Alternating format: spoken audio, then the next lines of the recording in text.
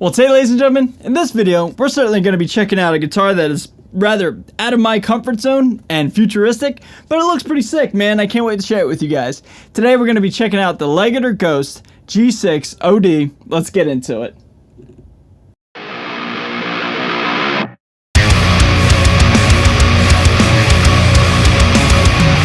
So what is going on, everybody? Thank you so much for joining me for today's video. My name is Ray. I'm a guitar player here on YouTube, and man, look at this thing. It's weird looking, but kind of cool all at the same time. So ladies and gentlemen, this is not my guitar. This was sent in by a fellow patron, actually. If you guys saw the unboxing of this guitar, you guys already know that. But yeah, man, I'm very fortunate that I have cool people like the owner of this guitar send in their equipment, send in their gear for all of us to check out.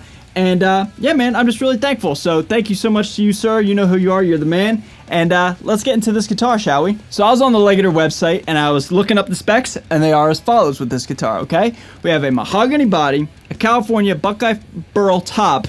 It's a mouthful. California Buckeye burl top. We have bolt-on construction.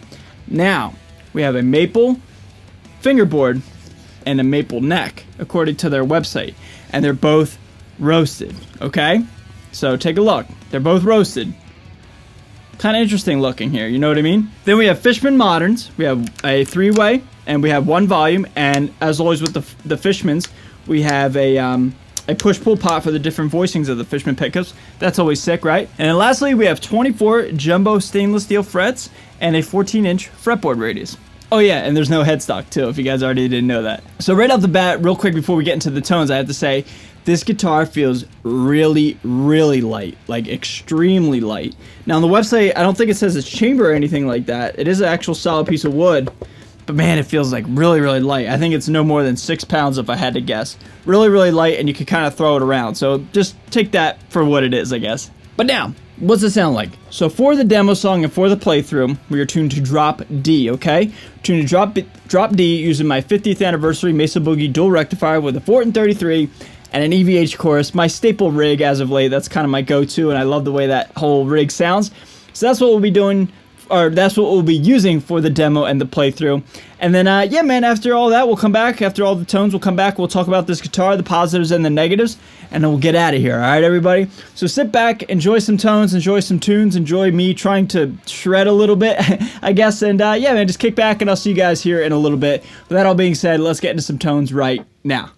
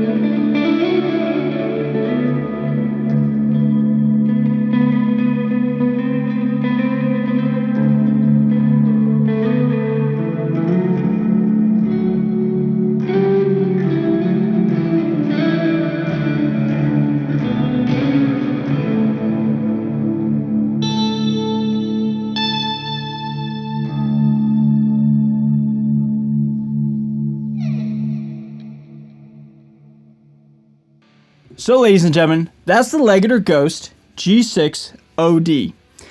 My overall summary, I gotta be honest, not really a fan. Now, as I said, this is not my guitar, but my opinions are just exactly that. It's not a direct reflection of Legator, nor a direct reflection of the individual's instrument. Like I said, this is not my guitar, and I have no affiliation with Legator, positive nor negative. This is just my opinion, okay?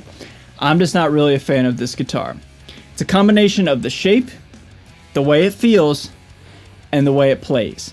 Now, it doesn't play bad per se. It's just a feel thing. It's a feel thing, and that might have to be something with the weight or the lack of a headstock or something. It's just almost too light and too dainty and too small. It's a very tiny instrument, and I don't know if I like things to be a little bit fatter and you know, just, I don't know, like just more in my hands. You like that one? But all kidding aside, it's like it feels like I'm playing a toy. It feels like too compact, too tiny. It almost feels like a Ernie Ball Music Man Majesty. It feels like that, where it's like so out of your way and it's so tiny. And I think that's because these guitars were built for shredders, and I'm certainly not a shredder. I'm certainly a riff guy, you know what I mean? And then, yeah, just another thing, this is just the design of the guitar. I've never really been a fan of the headless thing. I know why people like it, and I know it's like, you know, kind of it's not really a new trend anymore, but it is still a relevant trend where like headless guitars are kind of the thing. And that's totally cool, but for me, it just looks like, you know, your art project was due on Monday and you started at Sunday night and you didn't finish drawing it. You know what I mean? That's just what it looks like. I don't think I came up with that. I don't think I'm the original person. I think somebody else has said that, used that analogy, but it's true, man. Like it just feels and it looks incomplete to me, and just like throws me off visually. You know, I know it's all about the sound and the playability, but you know, it's got to look cool. You know what I mean? So it just doesn't look like how I envision a guitar to look. That's all. And one thing I will say again, visually with the guitar, this isn't a positive nor negative per se. It's just something that was interesting. Is both the neck and the fretboard are roasted according to their website. Now they do look differently. but I don't know if this is just a rarity of this guitar. I don't know, I don't know what it is. I don't know if this was purposely designed this way or what, but it does, look rather interesting. It's a bit of an eye catcher. When I saw that they're both roasted according to the website, I was like, oh wow, I didn't even know. I thought maybe one was roasted and one wasn't, or whatever, but it just looks a little bit different, a little bit unique to this guitar. Now, there is one thing that I do love about this guitar, and that is the pickups and the sound. Fishman Moderns are arguably my favorite set of pickups, just behind the 8160, 8185 world. Fishman Moderns are great, man. It has that sound, the tight, fast, aggressive, super articulate sound that we love as metal players. Fishman Moderns have got you covered, man. So the fact that this guitar is equipped with this set, I already kind of knew what it was going to sound like, and I knew it was going to sound pretty good. But, the demo song of the playthrough certainly confirmed what I thought was already going to happen, But all in all, guys, I got to be 1,000% honest with you guys. I'm very lukewarm with this guitar.